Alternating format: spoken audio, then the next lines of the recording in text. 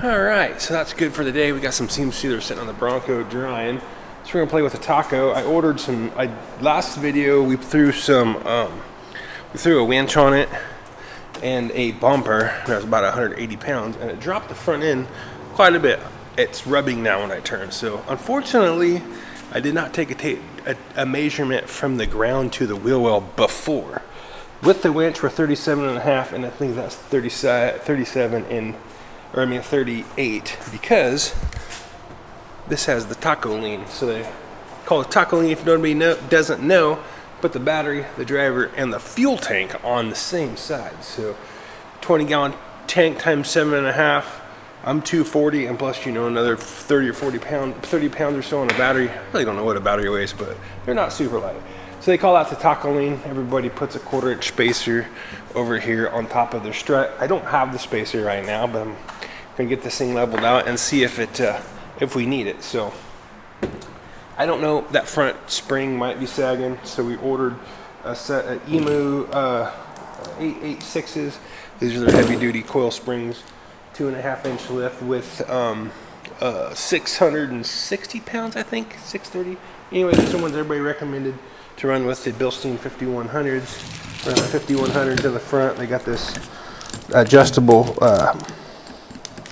collar here. Basically, you pop the C-clip out and you can run it up through any of these 4 grooves. If you're in your stock springs and you want 2 inches of lift, basically you clip it here and then you run that. But they're saying with the 866s, run it here because the spring is quite a bit stiffer.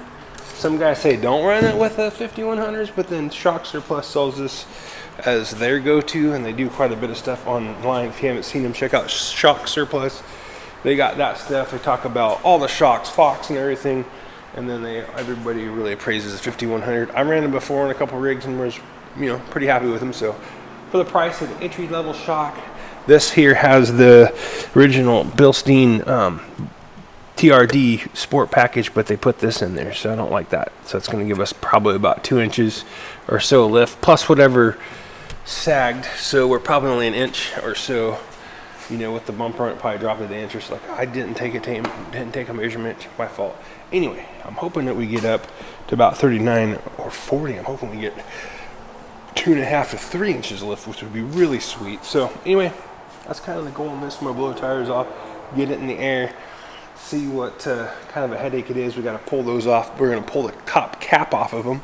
Basically, they call it a hat, which is the part that goes, it's this piece right here. No, this piece right here. Oh, wow. You know what? I thought this was the, okay, so they put the spacer in between. Usually you do it the opposite. So this is actually better because it actually clamps the spring down, so you actually don't really change. Basically, it puts more force on the spring, which will allow it to come up. So I can still put a spacer in if I need to. Anyway, I'm going to pull the wheel off, blow this off, and pull the cap off that, and then put it on my shock here. So I'll have to decompress the shock spring, put it on there to pull the hat off. But I just went ahead and did this with these just to see if I could still get the shock in there and get enough to get the hat on there. Looks like it's a go. So I'm going to tear this apart and see if I can. Oh, and we also running 5100s on the back, so we'll let you know as we go if I run into any problems or not. So we can't get this thing done by the end of the day.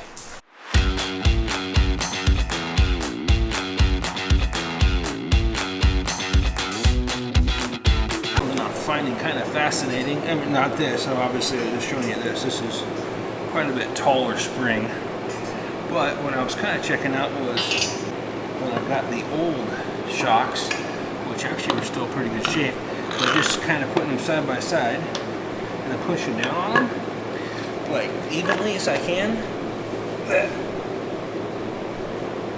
This shock is actually just a little bit softer. I didn't check the rebound on them, know which ones, if I can do that. This one's just a little softer. Check out full rebound. This one rebounds way faster. This is higher pressure. Oh, that's interesting. I don't know why, but I'll do that in the back shocks and show you guys that too. So quite a bit bigger body and a little bit bigger shaft on it, so means more oil, hopefully keep it a little cooler. So let me put this thing together, try not to lose no fingers.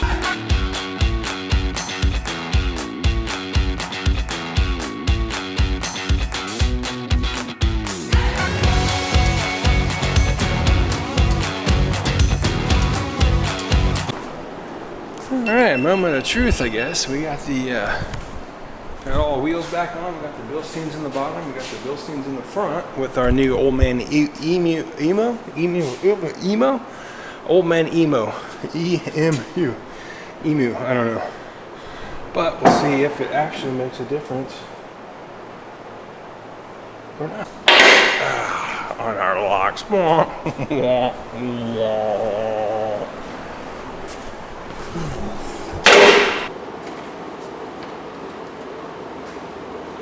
Ended up putting both those spacers on top of the coils I was showing you guys earlier because it just looked like they needed to be in there. So they might be factored, they might not, I don't know. So we're at 39 and a half. And we were at 37. So we got a full 2 inches with more than it was with the bumper and the winch, which we said about 180 pounds. I ordered a different fairlead because I think that's terrible looking. And a synthetic rope. I've never played around with synthetic rope, so yeah, so that was 40. And we're at like, yeah, see, 40 and 40. That's just a smidge more than 40, so. All right, back here on a Saturday. Today's my day. I worked on that Bronco all day yesterday, so I'm gonna play around with the little taco here. Put a winch on, bumper and stuff on it. I don't like having synthetic or steel line with that big ugly fairlead on there. I think those big worn fairleads are just kind of ugly and they stick out. So I got a different one so I ended up finding one on sale from Overland Vehicle Solutions, I think, in OBS. But came to find out it's actually just a scar. Both on sale for like, close out for like 10 bucks or something. So figured, full billet aluminum. And they got decent reviews. I don't know if they're made in China or where, but some guys like them. So for the price, it's worth a shot. Gets that big old ISO off the front of that bumper. And then I also ordered a synthetic line from Rhino USA. It's got pretty good reviews. I checked, obviously the worn's probably gonna be a little bit better, but they're pretty expensive. So I never really messed with synthetic line. This one came with the synthetic line and a soft shackle. I ended up cutting this off last night. I'm not going to let this thing hang there and have to deal with it. It just gives you the working load rate at 10,466 and braking strength is 31,400. So if that is true, this darn thing's pretty strong. And then this rope here I was noticing last night, it comes with some kind of restoration card, some silicate, and then a couple stickers here from Rhino USA. And then this is it right here. So kind of cool. It comes with this little like Velcro strap deal. I'll untangle this into too big of a knot. I think this here, you run the other end through here, wrap this around the drum, and this here is your safety to where if you don't want to unwinch this out past that red mark. So that's pretty cool. I like that idea actually. The steel cable, you just use it. You just make sure you got a few rolls, but you never know if it's 5 or 10 or all the way across the bottom. I'm not really sure. I like that. So I'm going to unspool the worn, get the cable out of the way, wrap that around there, and then probably back the truck up and then anchor it to my lift down here. And that way we can I'll anchor it to the lift. That way I could use the weight of the truck and then like this little bit of a slope just to kind of keep tension on that synthetic line while it wraps itself around there, just to get a nice tight wrap around the drum. And then we'll swap out that fairlead.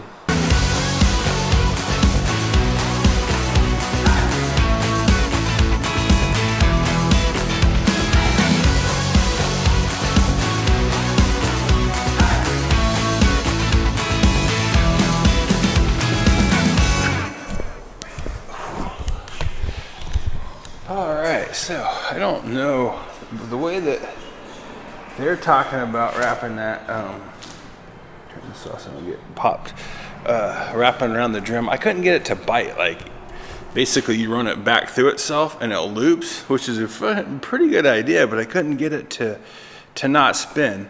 I even got one full wrap all the way around it, and then what I did was I took an alt, put through the end of it into the little side of the winch that used the bolt to hold the winch cable, kind of like for this hole right here.